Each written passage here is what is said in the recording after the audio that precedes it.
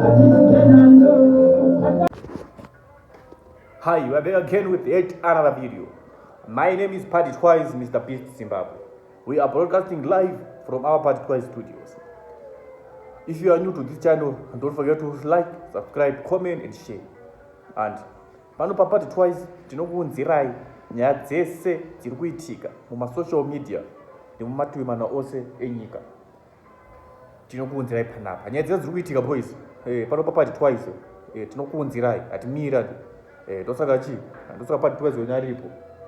Saka amana garai data musubscribe muchiona Party Twice wenyu echikupai nyaya dzese dziri kuitika masocial media ese nematu mana ose enyika. Saka mimi munokutudza zvatoda kuti zvamunoda kuona pana Party Twice munokomenta zvamunoda kuona Party Twice anokuitirani. Saka tikupedza munamato sadza redu richipora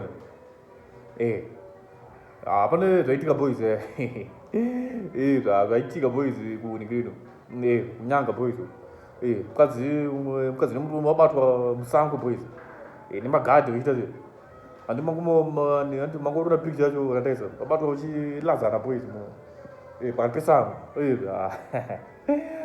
umana umana amena pamwe maloja ari kudhura saka vanhu vanozongoita chi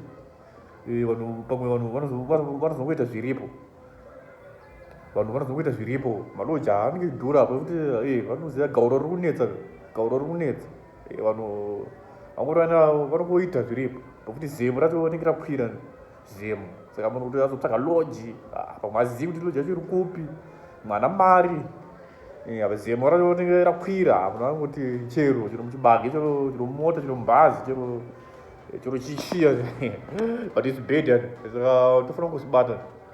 My name is Party Twice. Tiudziwe mafungiro mucomment section. Party Twice, I am signing out.